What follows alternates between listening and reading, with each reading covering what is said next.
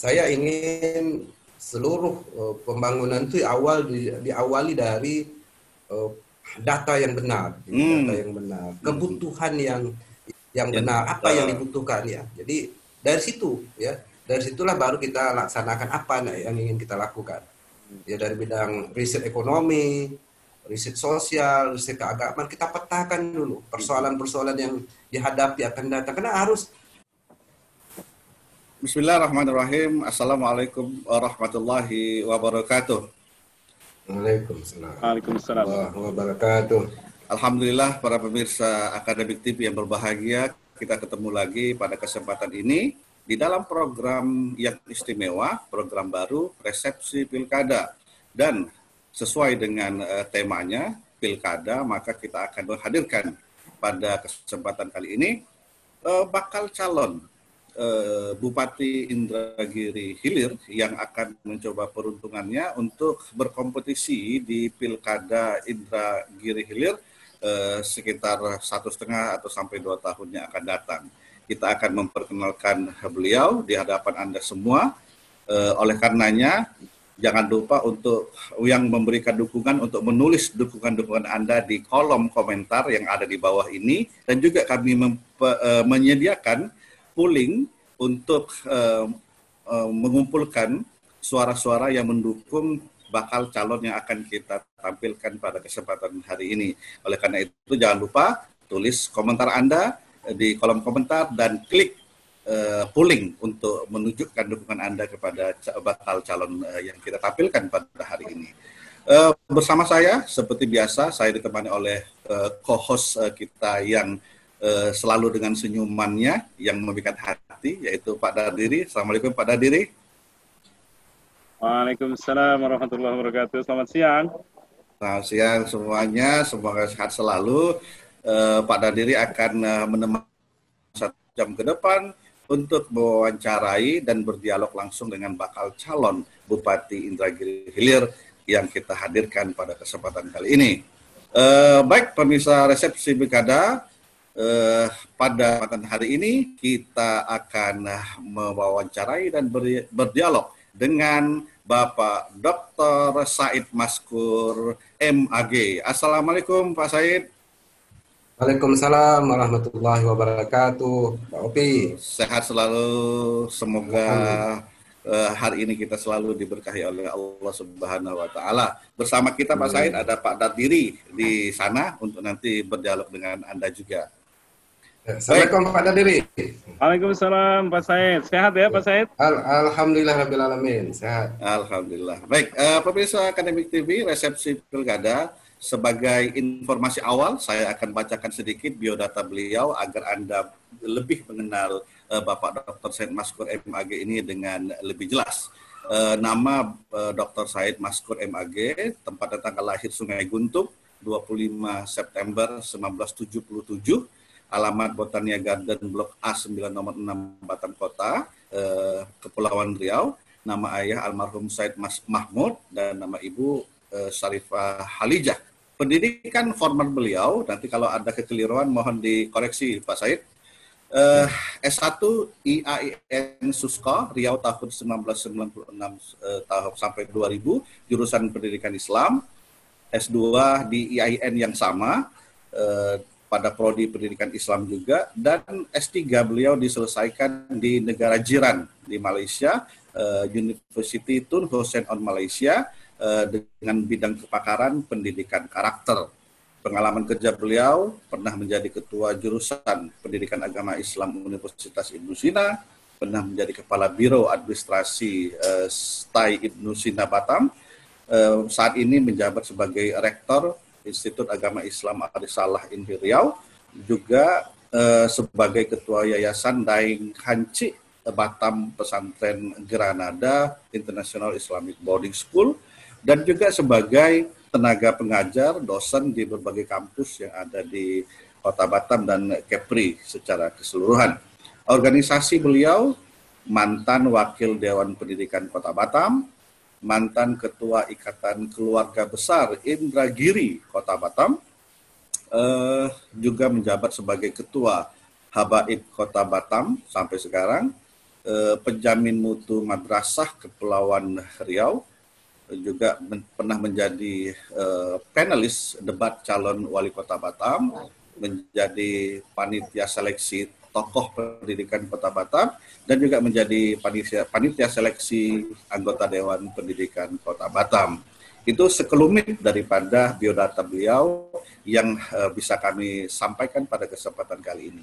Baik, Pak Dr. Said, saya panggilnya Pak Said atau Habib ini. Biasanya dipanggil Habib juga ini Pak Said. Ya, panggil Habib, ada yang panggil Pak Said. Jadi saya panggil apa nih? Apa yang senang menurut Pak Opi lah. Baik. Ya. Biar lebih umum kita panggil Pak Said ya. Ya. Baik Pak Said, kita langsung saja berdialog. Ditemani dengan sahabat saya Pak Dapiri. Untuk pertanyaan pertama ini tentu masih sifatnya filosofis, sifatnya wacana-wacana dan teoritis. Tentu pemirsa semua, pemilik suara khususnya ingin mengetahui persepsi Bapak di dalam melihat kepemimpinan itu atau pemimpin itu. Bagaimana persepsi Pak Said terhadap pemimpin? Silakan Pak Said. Baik, sebelumnya saya ingin menyapa kita semua. Assalamualaikum warahmatullahi wabarakatuh. Salam. Alhamdulillah, Allahumma sholli ala sayyidina Muhammad wa ala sayyidina Muhammad. Amma ba'du. Terima kasih kepada host kita, Akademik TV, yang telah memberi kesempatan dan undangan kepada saya. Kemudian terima kasih juga telah hadir guru kita, kekanda kita, kandidat doktor Pak Dapiri Husni. Kemudian seluruh pemirsa Akademik TV yang saya hormati dan banggakan. Ya, kita bersyukur kepada Allah Subhanahu wa taala di mana pada hari ini kita diberi kesempatan untuk bersama mungkin mengulas tentang pilkada dan kepemimpinan ini masa-masa akan datang atau dalam menghadapi pilkada. Tentu ketika bicara tentang kepemimpinan, ya tentu sangat terminologi ya, banyak etimologi yang membahas tentang ini. Tapi pemahaman kita dan saya khususnya, bahwa kepemimpinan itu adalah orang yang diberi tanggung jawab dan bertugas mengurus persoalan-persoalan yang diamanahkan oleh rakyat atau masyarakat. Jadi lebih ke depan, yang memiliki gaya masing-masing, ya, ending atau goalnya adalah mengayomi masyarakat itu Pak Upi. Berarti sebuah amanah ya. Kepemimpinan itu adalah sebuah amanah bagi Pak Said, ya, dan juga bagaimana mengayomi. Ya, tentu yang diayomi nanti adalah rakyat Pak Said. Nah, bagaimana Pak Said melihat rakyat itu sendiri? Silakan Pak Said. Ya, rakyat ini kan sebenarnya adalah kita ya. Rakyat itu adalah kita.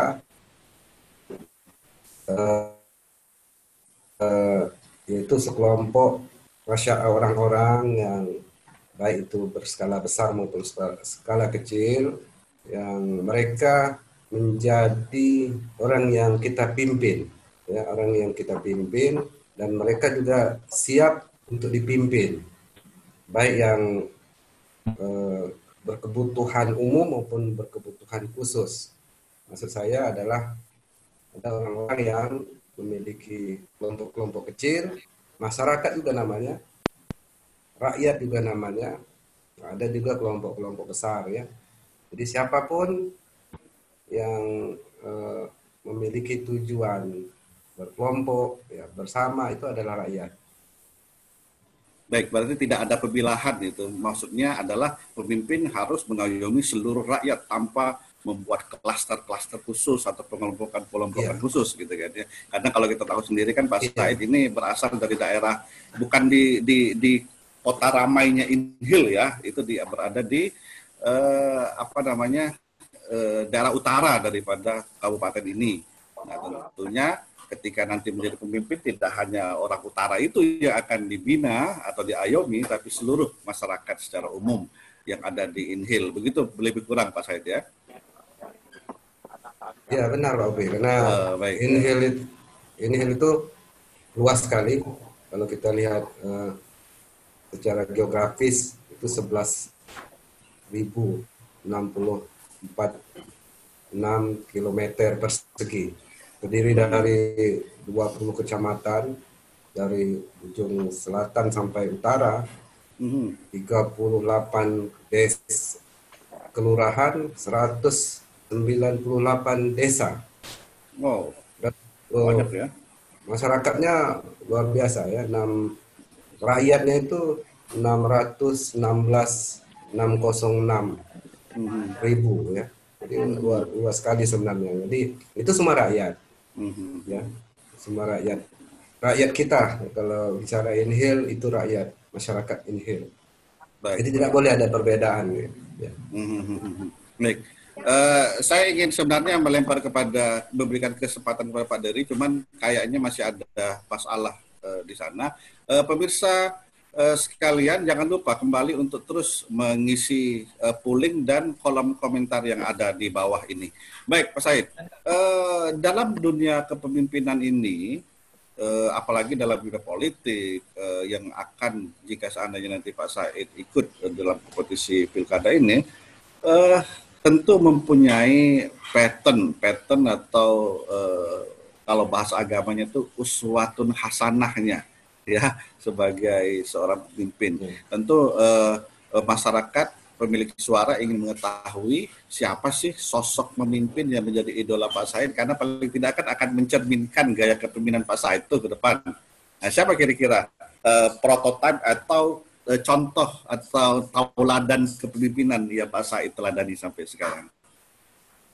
Ya, ya Pak Opi. Ya, jadi sampai hari ini kita sebagai orang beragama dan beriman, ya, beragama Islam lah kita ini, saya khususnya, yang menjadi uswatun hasanah atau menjadi pedoman dalam apapun aktivitas kehidupan ini. Pertama adalah Nabi Muhammad ya, itu menjadi ukuran utama. Yang kedua, kalau kita bicara dalam saat kekinian, ya saya dari dulu memang mengidolakan Mahathir. Oh, Mahathir Muhammad, Malaysia. Mahathir Muhammad, ya. Oke. Ya, menarik tuh, silakan. Kenapa Mahathir Muhammad? Pertama, saya melihat dari segi wawasan beliau, wawasan kebangsaan global ya, jadi sehingga membuat Malaysia itu bisa menjadi satu negara ASEAN yang kuat ya, dan bisa tidak dianggap sembarangan oleh dunia internasional ya, karena tokoh Mahathirnya itu. Dan dia meletakkan juga pembangunan yang luar biasa. Ya, Malaysia hari ini luar biasa dari segi industrialisasi, tingkat pendidikan masyarakat, ekonomi ya, jadi, luar biasa. Jadi itu. Kemudian dapat menyatukan ya perbedaan atau heterogen di tengah-tengah masyarakat Malaysia, rakyat Malaysia itu. Itu yang saya lihat. Yang kedua, yang ketiga tokoh yang saya jadikan juga pedoman itu tokoh Pak Rusli Zainal ya, mantan gubernur, mantan bupati juga, bupati Indragiri, mantan gubernur Riau juga. Kenapa itu dengan Pak Rusli Anda suka sekali? Bagaimana ceritanya? Pertama, beliau memang orang daerah Indragiri Hilir, tetapi memiliki pemikiran yang jauh melampaui orang daerah. Dan dalam pembangunan beliau memang mampu membangun yang fundamental, yang hari ini jejak pembangunan itu masih dirasakan oleh masyarakat. Ya, banyak program-program baik infrastruktur, ya, baik SDM dan sebagainya beliau, dan itu diakui oleh. Jadi saya melihat itu pemimpin itu harus menjadi luar biasa, dapat dirasakan ya. Kalau hanya pemimpin yang administratif, mungkin itu bukan menjadi satu hal yang biasa ya, luar biasa, tapi itu. Baik. Jadi Zainal. Baik, jadi kalau kita coba meramu ini Pak Said antara sosok Mahathir Mohamad dan sosoknya Pak Rusli Zainal ini, yang nanti kalau kita ramu di dalam tubuh Pak Said nanti istilahnya itu, jadi bagaimana kira-kira gaya kepemimpinannya Pak Said ini ya, kalau pemimpin INHIL nanti, gimana Pak Said kira-kira? Ya, pada prinsipnya kalau kita bicara tadi pertama Nabi Muhammad, seluruhnya sebenarnya sudah sempurna, sudah sempurna. Ya, tetapi dalam persoalan-persoalan tertentu mungkin berbeda zaman ya. Tentu kalau diramu ada religius ya, ada politik yang demokrasi, kemudian ada keberanian dan menginginkan satu daerah itu bisa dikenal, bisa mengglobal, menginternasional ya, seperti itu. Jadi kita harus jejak pembangunan itu juga bisa dirasakan. Ya. Baik. Seperti itu. Baik Pak Said. Ini pemirsa sekalian, setidaknya dari 3 pertanyaan awal yang masih sifatnya filosofis ini, kita sudah dapat gambaran lah bagaimana sosoknya Pak Said nanti ketika, atau gaya kepemimpinan beliau nanti jika menjadi pemimpin di INHIL. Sekali lagi saya ingatkan, silakan komentar Anda di kolom komentar dan isi polling bagi Anda yang menjatuhkan pilihan nanti kepada Pak Said. Pak Said, kita mulai masuk ini ke pertanyaan-pertanyaan yang bersifat pilkada, yang pertanyaan esensial. Yang pertama yang ingin diketahui bukan oleh saya saja, tapi seluruh pemirsa, seluruh pemilik suara, atau mengapa Bapak menganggap diri Pak Said ini layak untuk memimpin Indragiri Hilir ke depan? Apa alasannya? Silakan Pak Said. Ya, bagus sekali pertanyaannya.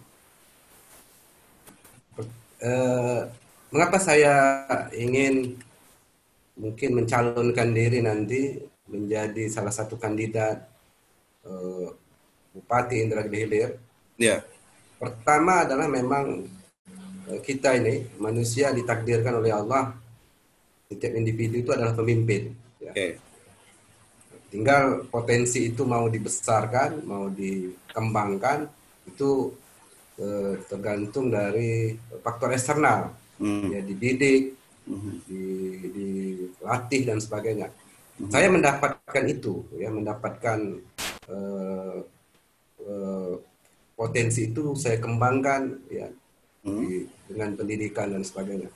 Yang kedua adalah saya melihat kontestan, ya, beberapa kontestan yang kalau kita lihat INHIL itu kan telah berdiri hampir 1 November 1965 ya, sudah lama sekali. Kita jarang sekali melihat tokoh-tokoh yang di luar dari politisi, birokrasi.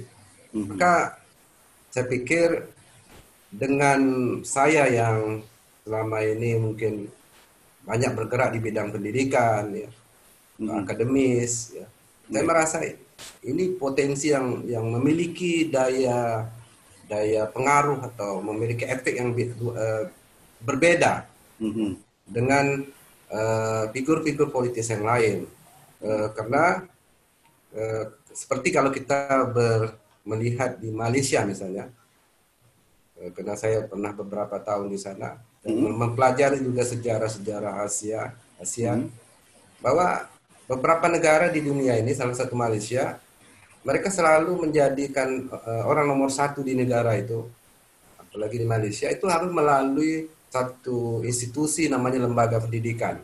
Seperti pernah jadi menteri pendidikan, ya, pernah jadi menteri pendidikan, ya, pernah menjadi menteri pendidikan manusia. ya semuanya muaranya dari situ. Dari situ, ya. Dari situ. Maka dari basisnya pendidikan. Saya merasa mengapa saya terpanggil karena itu, ya karena itu.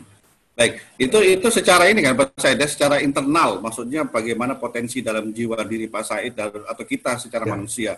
Kalau dari eksternal pengaruhnya, apakah memang ada yang sudah meminta untuk maju atau gimana gitu? Iya, sejak tahun 2013 Pak Ovi, saya itu pernah masyarakat mengadakan konsensus semacam penjaringan calon untuk mewakili kecamatan-kecamatan yang berada di sebelah utara untuk ikut kontestan. Waktu itu ada 9 tokoh yang akan dimajukan. Saya salah satunya. Tapi alhamdulillah dari 9 tokoh itu saya yang dipilih, ya, dipilih oleh dari 8 suku yang ada di belah utara itu. Saya dipilih. Kemudian dukungan dari tokoh masyarakat, tokoh agama dari 9 tak salah saya kecamatan itu menginginkan dan menghendaki majulah agar ada tokoh alternatif yang bisa lahir dari Inhil sebelah utara, ya sebelah utara. Dan surat dukungan itu banyak sekali Mas sampai hari ini. Ya macam dari Pulau Kijang ya. Ya dari Pulau Burung, dari Manda, kemudian dari Batang Tuaka, dari itu banyak sekali tokoh-tokoh. Saya melihat ini barangkali potensi kepemimpinan saya tidak bisa lihat, saya hanya bisa merasakan, tapi orang bisa lihat itu. Itu yang saya rasakan. Ya. Ada dari partai yang sudah mendekat atau gimana? Ya, ada lebih kurang 3 partai yang sudah merisik, ya, mengkomunikasikan ke tim. Saya punya betul ada orang-orang yang di sekitar situ, orang politik. Mereka selalu berkata, dan berapa kali saya sudah berjumpa, ya, ngobrol, ya katakan Pak Said kalau bisa Bapak majulah supaya ada pengaruh lain di Inhil. Karena Inhil ini sudah lama kabupaten tua, tapi dia agak bukan tidak tapi mungkin tidak sesuai dengan umurnya. Mestinya sudah melaju jauh, sudah melampaui. Agak lambat gitu mungkin. Agak lambat. Oke. Apa ini ya. Ini Pak Dadiri, kalau kita lihat dari beberapa calon yang sudah kita dialog, kayaknya Pak Said ini selangkah lebih maju karena udah ada partai loh ngomong-ngomong yang udah mendekati Pak. Luar biasa ya. Silakan Pak Dadiri. Baik, saya ingin balik ke persoalan potensi pendidikan. Tadi yang kebetulan Pak Said ini sekarang sedang memimpin sebuah perguruan tinggi. Bahkan saya dengar beliau pendirinya langsung. Ya, ini kan satu hal yang barangkali kelebihan potensi yang besar dari Pak Said ini. Saya ingin gali dari situ. Kira-kira menurut Pak Said, dari kapital berupa kepemimpinan di perguruan tinggi, kira-kira apa nilai strategisnya bagi Pak Said nanti ketika maju? Apakah kira-kira perguruan tinggi yang berada di utara ini yang selama ini barangkali memang tunggal dan betul-betul merupakan sebuah perjuangan yang besar untuk memajukan Inhil di utara, kira-kira bagaimana Pak Said menggunakan potensi ini untuk maju bakal maju? Terima kasih Dr. Dadiri. Jadi begini, saya punya tugas dan tanggung jawab di perguruan tinggi, dan ini memang berdampak nanti terhadap kalau kepemimpinan, karena memang di perguruan tinggi itu kita punya masyarakat sendiri, dan masyarakat itu merupakan miniatur daripada masyarakat pada umumnya. Itu satu. Yang kedua adalah saya akan menggunakan secara profesional seperti lembaga-lembaga riset itu untuk saya gunakan sebagai penopang gerakan kepemimpinan ke depan, ya. Misalnya pelatihan guru-guru, ya. Dan akan kita juga tularkan karena memang satu-satunya perguruan tinggi yang ada di kecamatan di Indragiri Hilir itu cuma hanya di Sungai Guntung, ya, tempat kita. Oh, itu satu-satunya gimana? Ya, satu-satunya.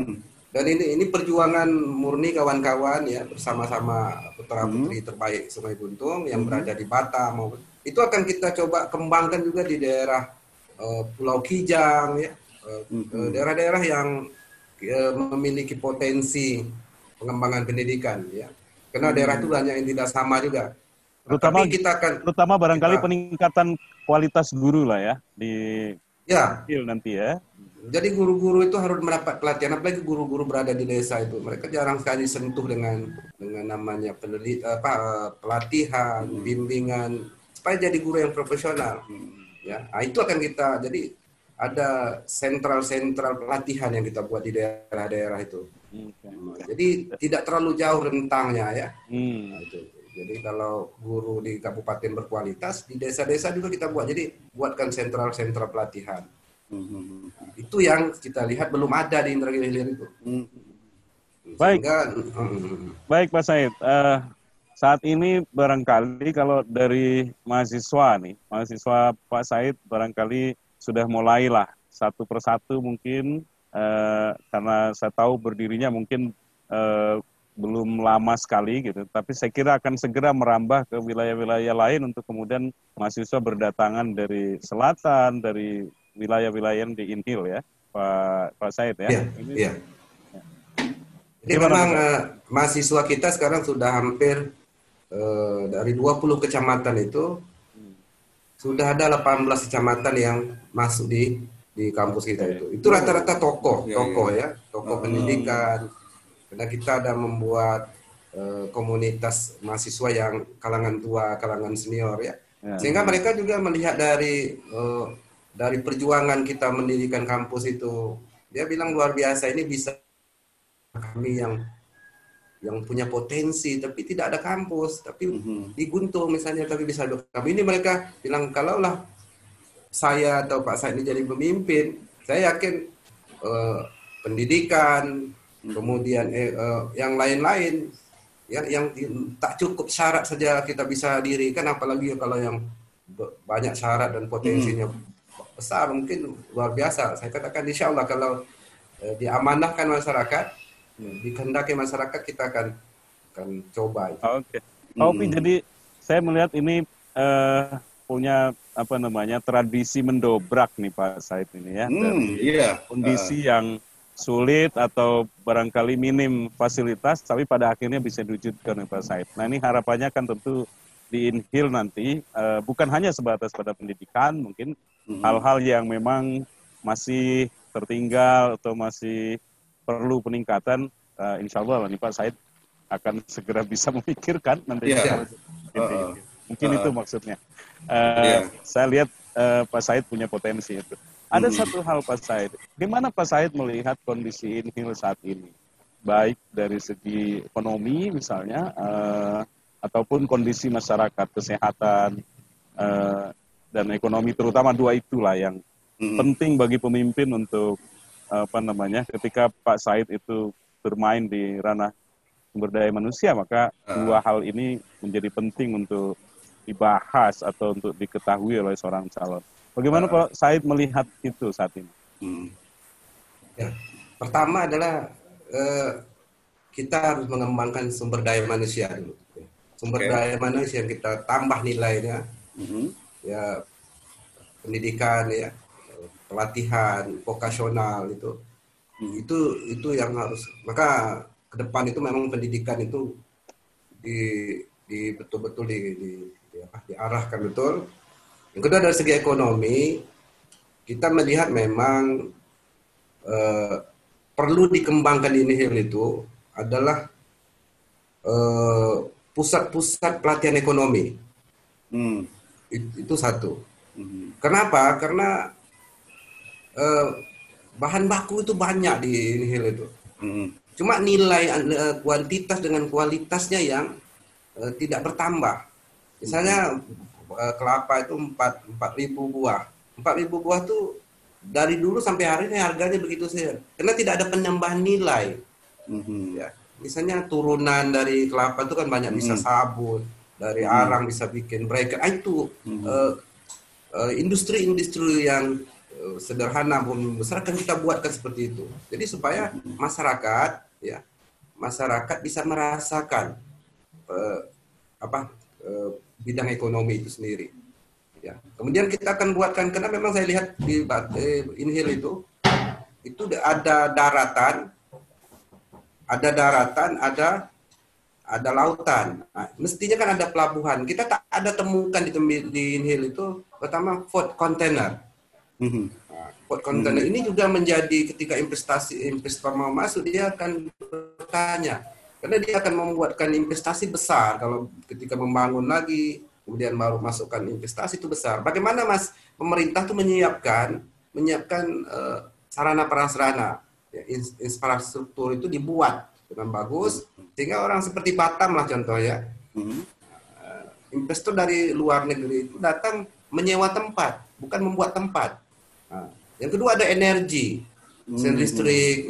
listrik jalan. Kalau saya melihat beberapa kali saya berjalan, yang daerah pusat kota misalnya daerah Pulau Kijang tidak jauh dari Tembilahan itu jalan penghubung yang terkoneksi dengan baik itu jadi sulit. Jadi bagaimana sedangkan pengusaha-pengusaha yang bertempatan saja sulit, apalagi pengusaha-pengusaha yang dari luar. Maka pusat-pusat ekonomi kontainer, pelabuhan, industri, ya turunan kelapa-kelapa itu selama ini kelapa banyak bahan bakunya diantar ke Malaysia. Ya kalau bahan baku yang diantar ke luar negeri itu nilainya tak bertambah. Jadi ini menandakan bahwa ada beberapa persoalan yang harus kita benahi. Hulu dan hilir kelapa itu maupun turunan kelapa itu kan bisa sampai 300-an turunannya. Sabutnya, tempurungnya. Tapi karena dia bahan baku dia jadi murah. Tapi kalau kita olah dulu, jadikan pusat-pusat industri kecil dan sebagainya, ya tentu kita tidak mematikan yang sudah ada seperti Pulau Sambu, ada 23 perusahaan besar di itu ya. Tapi semua banyak menyerap bahan baku dan itu tidak banyak efek terhadap ekonomi masyarakat kecil. Sehingga Inhil itu masih ketinggalan ya Pak Said ya? Iya, dari seluruh saya baca terakhir dari beberapa badan statistik, Inhil itu ternyata dari kabupaten yang ada di Riau dia nomor 1 tingkat kemiskinannya. 198 ribu dari 1 juta masyarakat miskin di Riau itu 198 itu dapat di Indragiri Hilir. Padahal potensi alam kita luar biasa.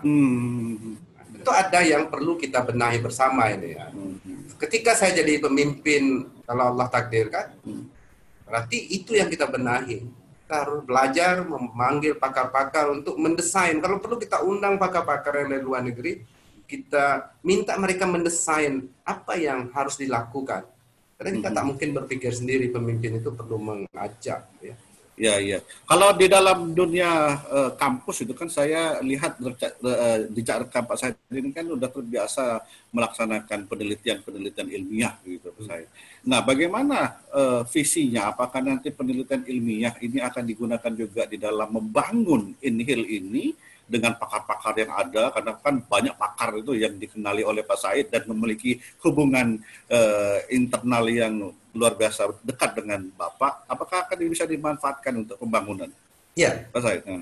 Pasti, itu pasti karena saya ingin seluruh pembangunan itu diawali dari data yang benar, kebutuhan yang benar, apa yang dibutuhkan ya. Jadi dari situ ya, dari situlah baru kita laksanakan apa yang ingin kita lakukan.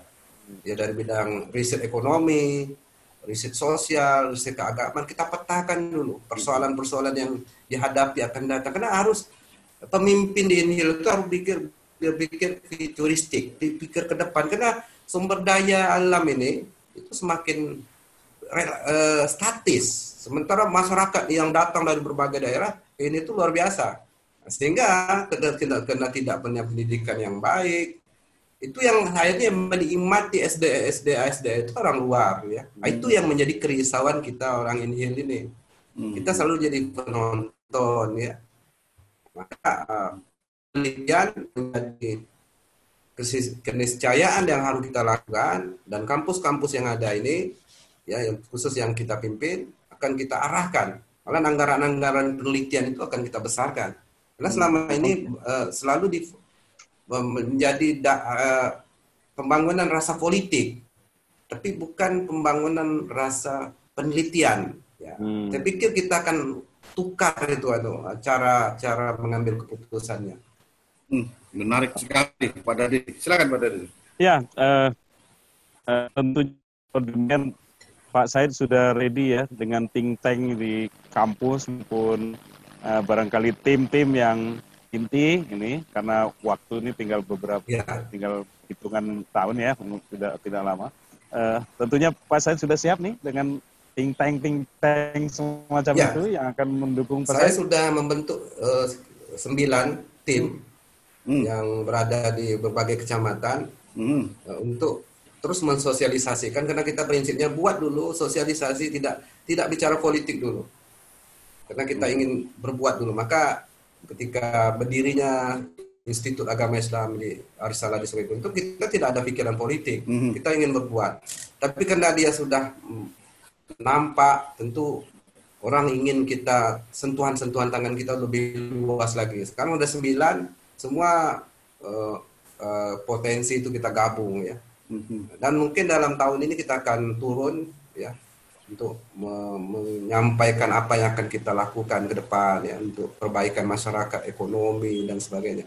Karena kita tak bisa berpangku tangan ya, harus memiliki satu konsep yang berbeda lah ya dalam membangun Inhil itu ya. Oke,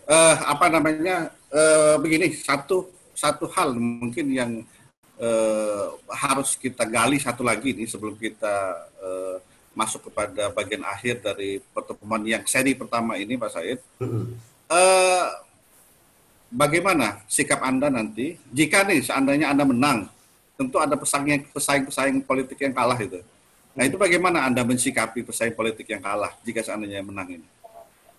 Ya, jika Allah mentakdirkan saya dan masyarakat berkehendak saya menjadi pemimpin Inhil, tentu ada pesaing ya Pak Opi. Ya, bagi saya adalah saya dan mereka itu sama sebenarnya, cuma beda cara ya. Jadi saya akan rangkul mereka, akan berterima kasih kepada mereka karena telah ikut konsisten sama-sama ingin membangun Inhil. Dan saya akan mungkin bukan hanya mengajak begitu saja. Saya akan buatkan wadah yang tidak jauh levelnya dengan kita. Mereka berada di dalam wadah itu. Jadi mereka terhormat. Selama ini memang ada. Kadang-kadang diajak, yuk kita sama-sama. Tapi ternyata itu hanya basa-basi. Saya tidak basa-basi. Kita ajak sama mikir. Formalitas politik gitu ya. Formalitas. Kita ajak mereka duduk bersama, bikinkan tempatnya. Jadi biar mereka berikan, karena banyak di antara pemikiran visi misi mereka, tujuan mereka berpolitik itu kan banyak yang program-program yang bisa kita mergerkan bersama program-program saya gitu kan. Seperti itulah. Nah, ya itu ini kalau pada diri sosok pemimpin yang betul-betul lahir dari dunia pendidikan gitu Pak ya. Jadi dan lahir dari masyarakat. Dan lahir dari masyarakat dan terbukti sudah melakukan sesuatu yang sifatnya tidak politis di tengah masyarakat, dan itu sampai sekarang bisa dinikmati oleh masyarakat. Baik, pemirsa Resepsi Pilkada, ini semakin menarik ini, cuman karena semakin menarik dan waktu juga kita batasi, nanti kita akan temu dengan beliau pada sesi-sesi yang selanjutnya. Oleh karena itu kami sekali lagi undang seluruh pemirsa untuk memberikan komentar-komentarnya di kolom komentar dan tetap melakukan polling dari pembicaraan kita pada sesi pertama ini. Semoga saja apa yang untuk sekedar permulaan ini, pendahuluan ini atau mukadimah ini sudah cukup memberikan menghapus dahaga Anda semuanya terhadap sosok kita yang satu ini. Jadi kalau mungkin Pak Dadi, kalau dari rekam jejak beliau yang sudah dilakukan ini, saya teringat dengan ayam jantan dari timur itu Pak Dadiri. Ya ini kan ini bukan ayam jantan tapi karena sifatnya ingin merangkul semua seperti tadi lawan politik juga dirangkul nih Raja Wali dari utara ini. Raja Wali dari utara. Raja Wali dari utara Injil ini. Ya. Ya, saya kira keren sekali istilahnya dan mungkin nanti bisa jadi logonya di jaket yang mungkin kita bisa dikasih. Kita ya. Baik. Terima kasih. Terima kasih Pak Dadiri sudah menemani kita pada sesi pertama. Pak Said, sesi pertama kita selesaikan sampai saat ini. Nanti kita ketemu lagi pada sesi selanjutnya. Dengan tentu pemirsa semua ada pertanyaan-pertanyaan. Kita tidak menutup pertanyaan. Silakan tulis pertanyaan dan dukungan di kolom komentar. Nanti beliau akan jawab pada sesi selanjutnya. Dan polling, sekali lagi saya ingatkan polling. Jangan lupa subscribe. Jangan lupa subscribe Academic TV dan ikuti seluruh program yang ada di Academic TV karena kita akan menyediakan dan menghidangkan resepsi ilmu pengetahuan, inspirasi, dan segalanya yang bermanfaat untuk kita semua. Demikian, terima kasih Pak Said Maskur, terima kasih waktunya. Terima kasih juga Pak Pak Dadiri. Pak Dadiri sekali lagi. Wabillahi taufiq wal hidayah. Wassalamualaikum warahmatullahi wabarakatuh. Waalaikumsalam warahmatullahi wabarakatuh.